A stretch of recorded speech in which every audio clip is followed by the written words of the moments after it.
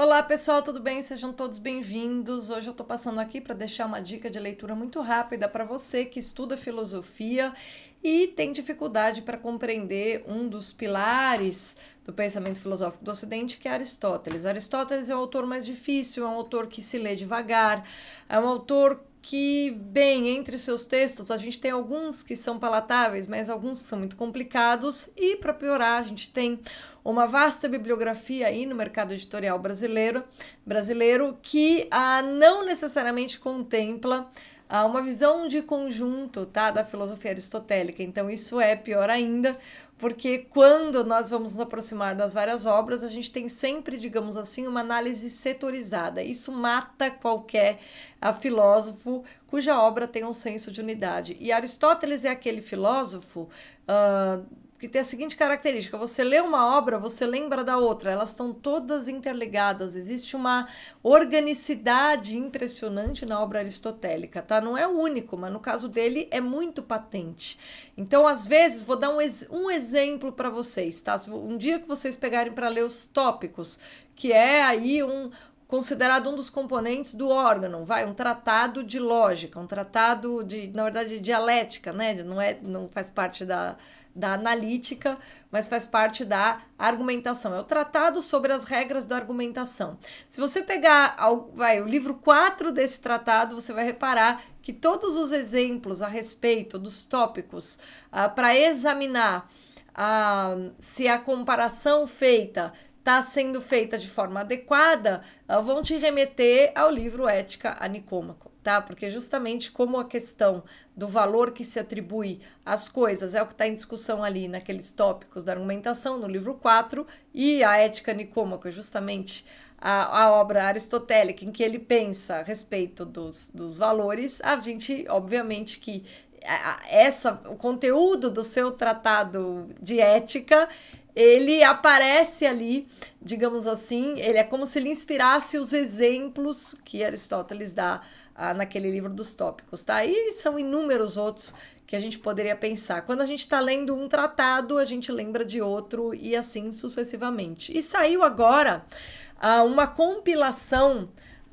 de, digamos assim, aulas, tá? Eu vou chamar de aulas porque é o mais justo. Saiu uma compilação de aulas sobre Aristóteles por um grande leitor, né, e também estudioso, que foi o Olavo de Carvalho, tá? Esse livrinho chamado A Vingança de Aristóteles acabou de sair pela Vida Editorial e ele contém alguns ensaios que são impressionantemente esclarecedores a respeito do conjunto da filosofia aristotélica. Então, quando ele vai falar de um ponto da filosofia de Aristóteles, Olavo de Carvalho, ele nunca deixa de se referir ao lugar deste ponto no conjunto, tá?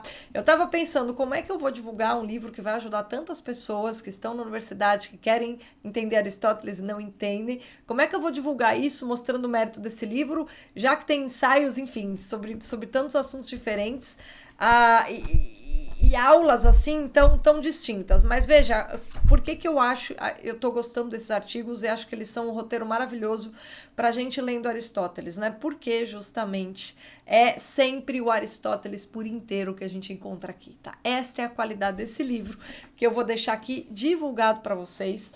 Aristóteles é um dos pais da civilização, tá?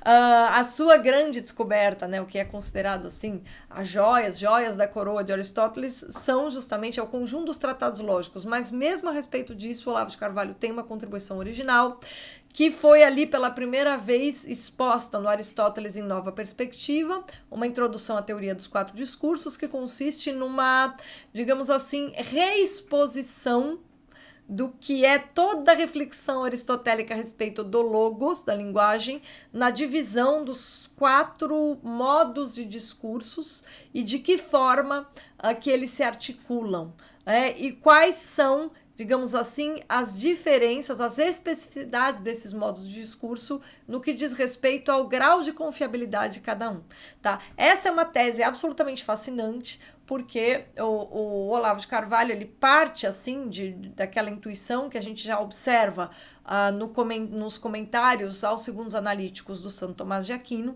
em que ele diz ali, ele aponta, digamos assim, a há uma integração da poética e da retórica aos tratados do órgão, tá? Uma vez que a poética seria a reflexão filosófica a respeito do discurso sobre o possível e a retórica a respeito do modo de discurso que representa o verossímil, né?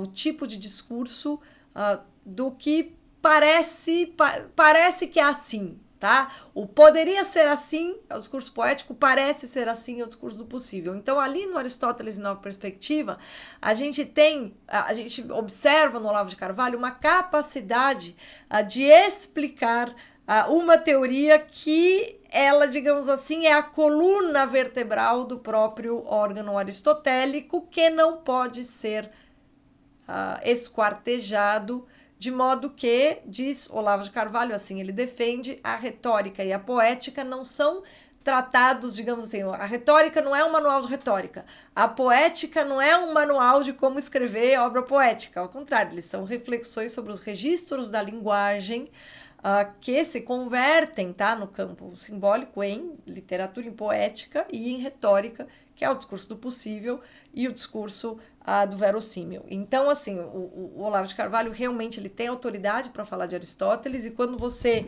lê esses vários ensaios, se você tem preconceito com o Olavo de Carvalho, faz assim, compra esse livrinho aqui, escondido do professor da universidade, pode comprar escondido, confia em mim, tá? Eu tô tentando entender Aristóteles faz 20 anos, e vocês não sabem a ajuda que as aulas do Olavo de Carvalho, muito mais, às vezes, a bibliografia que ele indica, porque o Olavo está dentro de uma tradição de exegese do Aristóteles que me parece absolutamente fascinante, e ele indica suas fontes, e ele diz como que ele contribuiu para esse caminho, que o ajudou também a começar a entender. Aí ele dá um passo a mais, tá? Ele dá um passo além nos seus antecessores, considerando o legado dos seus antecessores. Então ele indica, ó, esse autor fez isso aqui, esse aqui fez isso aqui, eu tô fazendo isso aqui, tá? Então a gente tem aqui um trabalho de relevância impressionante nos estudos aristotélicos, que nos dá o Aristóteles por inteiro, no mesmo sentido que o Adler faz isso por nós no Aristóteles para Todos, tá? Se você não tem o livro Aristóteles para Todos e tá aí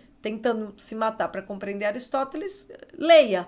Mas compre escondidinho do professor da sua universidade, que acha que o Olavo de Carvalho é isso e aquilo, esse livro aqui, tá? Julgue os escritos desse filósofo pelo mérito, esqueça quem ele é, o nome, tudo que você ouviu dele, leia o que ele tem a dizer sobre Aristóteles para você e veja se você não vai começar realmente a compreender a atualidade do pensamento aristotélico, que é naquilo que o Olavo de Carvalho estava interessado, tá? Então, essa é uma dica fundamental, porque Aristóteles é difícil, você vai precisar de ajuda, você precisa sim ler os textos do próprio Aristóteles, mas sempre amparado pelas explicações. E aí, uma coisa absolutamente não exclui a outra, é preciso que você leia os textos, mesmo que você não entenda nada, e depois que você procure aquelas pessoas que vão te ajudar a compreendê-lo. E quando você faz isso ao mesmo tempo, tendo uma ideia dos textos e lendo as pessoas que vão te ajudar a compreendê-lo, qual que é o resultado? Você vai conseguir medir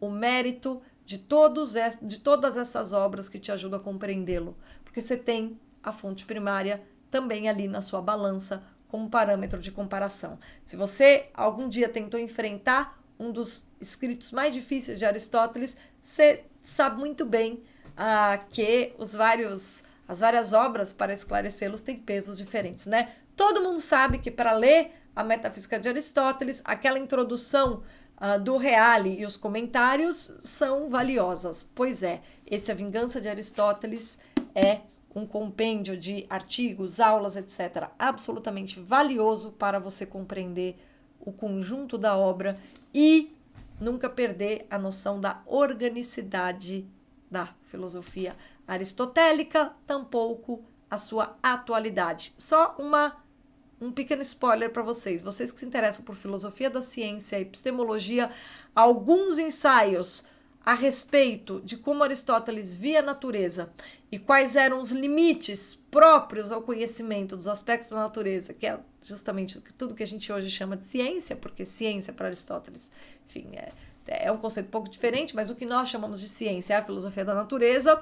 Esses estão entre os melhores, tá? Então, se o que te interessa, assim, é a atualidade de Aristóteles para a compreensão da própria natureza, quais são, digamos assim, as condições de possibilidade de conhecimento da natureza, aí então esse livro para você é uma festa. Mas enfim, acho que em todos os pontos ele é valiosíssimo. Não deixe de comprar, link na descrição. Minha livraria tem promoção e se não tiver, ainda assim, eu aposto para você que o valor desse livro vai estar melhor na minha livraria do que na Amazon. Mas se quiser tirar dúvida, teste nos dois, compre onde tiver o melhor preço para você, só não deixa de levar essa joia para casa. Muito obrigada pela companhia e até a próxima.